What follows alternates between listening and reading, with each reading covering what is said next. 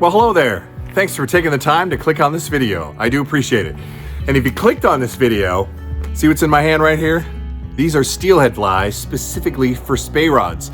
You want to know a little bit more about spey fishing for steelhead. We're going to talk about the rod options for you, reel options for you, line options for you, flies for you, even some tips and techniques on reading water.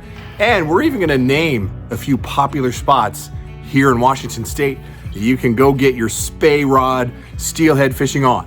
So, with a snap of a finger, let's get ourselves over to the Puget Sound Fly Shop.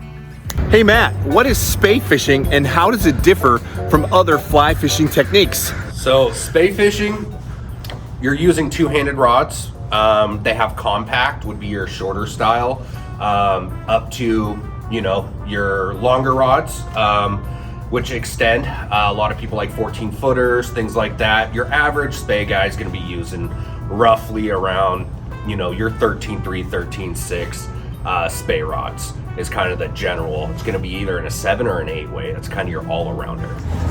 Hey Matt, when is the best time of year to spey fish for steelhead? Best time of year for steelhead is winter time. So we're looking around probably around now till March for the winter run. It's a great time of year to be out there fishing in the first place for steelhead.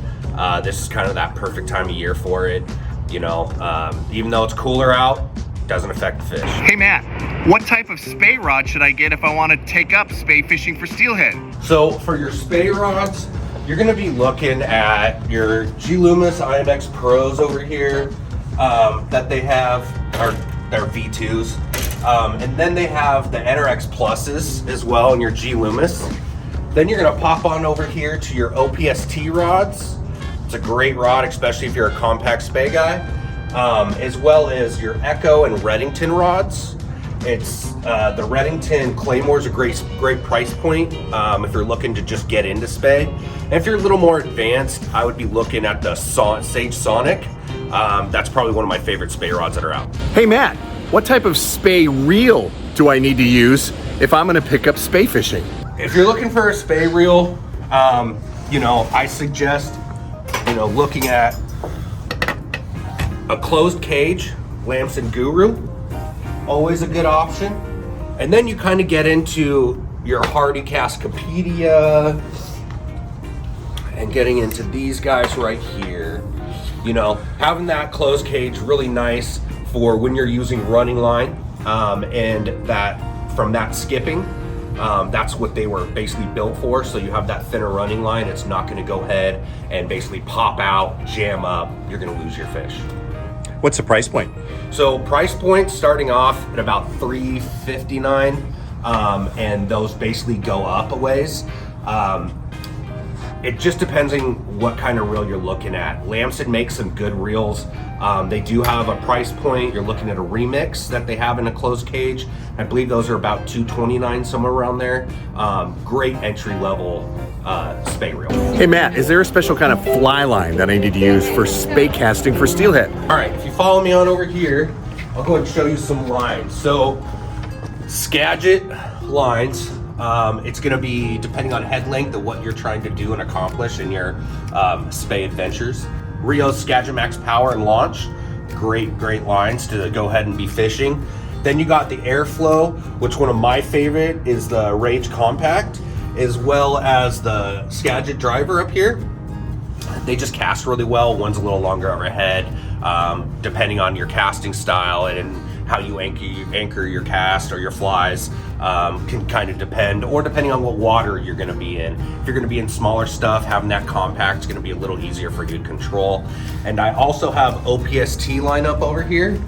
I have all of their winter for steelhead heads over here. I have their tips, running line. This is also a really great option. They really have the spey game dialed in. Hey Matt, where are some places that I can go spey fishing for steelhead? So some great spots to go ahead and especially start your adventure into spey fishing. The River at Blue. There's a nice open area for you to kind of learn. You're not dealing with a lot of stuff behind you, so you can really work on your cast there. Another great spot that's super productive, or spots, would be the Olympic Peninsula, and we're going to be getting a year this year. So far they're saying we're getting a season till March. So one of my favorite spots is the go up by the hatchery, go fiddle around up there. You know, there's usually plenty of fish. If you want a more nostalgic area, go to the river, stop in always a good run to go swing. That whole area, good bars to fish.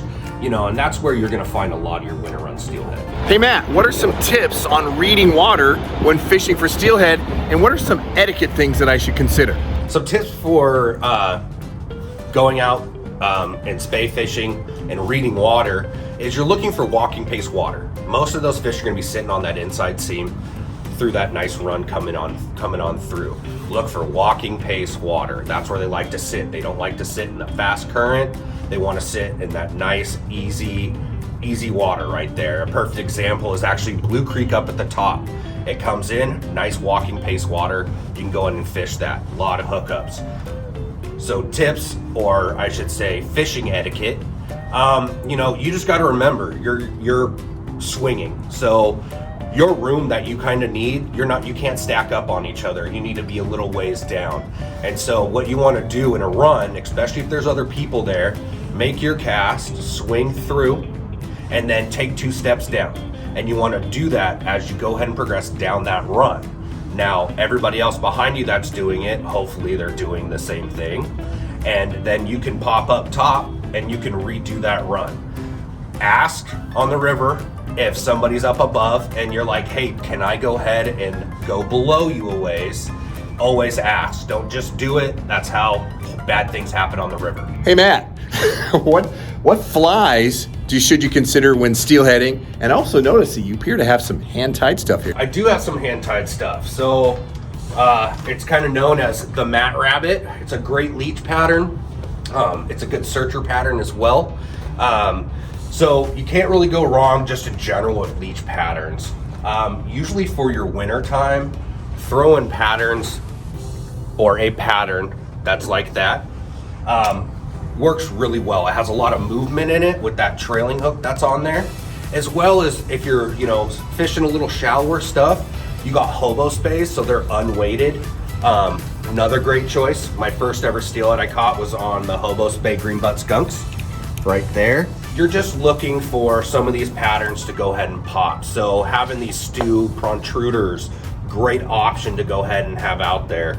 Always something to have in your quiver, as well as sometimes it works even better than these, you know, these more newer flies.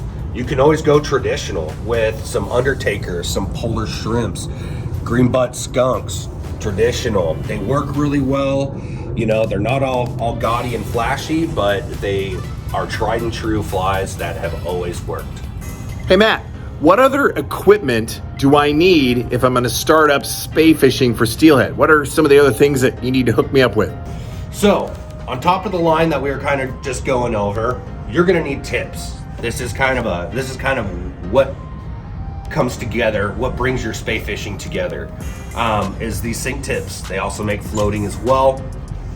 This is kind of an example of what you're kind of looking for. Your normal person that spay fishes is going to have a T8, a T11, and a T14, and it's going to be about 10 feet of it. All companies basically make this type of thing with different variations as well, but this is the most kind of common that you're going to go to. If you're doing OPST, you're going to have the Riffle Run and Bucket series. If you like Rio, it's going to be your Mo series, and Airflow, it's going to be your poly leaders. Poly leaders are pretty nice if you're trying to be a little more delicate. Also, you know, it is tapered, so casting wise, it's pretty nice, pretty easy. It's not super heavy, so that's the nice part about the poly leaders. So these are something that you're going to need to put on the end of your Skagit head to your tip, and then you're going to put, I like to do about 4 feet of tippet, depending on, so between 12 and let's say 20 pounds is kind of what you're going to be kind of looking at. How do I know which tip to put on? So you're going to be looking at water. So let's say water levels, you know, are super high, or you're fishing into a deep bucket. That's where that T14 comes into play. It's going to get you down where you need to be into that feeding zone. Now, that normal, what I'm fishing is T11, unless the water is low. If the water is lower, you're gonna be looking at T8. And that's kind of gonna be your go-to. But once again, you get back to that T14, and that's when you're fishing that for deep buckets, fast water. It'll get you down to where you need to be. So it's probably smart to have multiple tips with you at any given time. Yes, it is. You'll be able to adjust, and that's the nice part. You can go ahead and be like, hey, I need to get down further, or hey, I need to be up off the bottom. And that's where having different tips come into play. So you're not dealing with multiple lines, now you're dealing with multiple tips. And they make tip wallets for that reason, so you can go ahead and store those in there as well, and you have all your tips in one little package. Do you have those here? I do. Can I see one? Yes.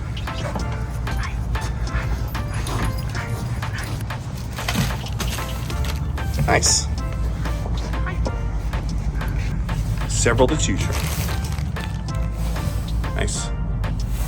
I just want to let everybody know that I do discounts, 10% discount for first responders, active duty, and veterans. So come on in, and every single purchase you make, you get your discount off of if you fall under one of those three. Fish on.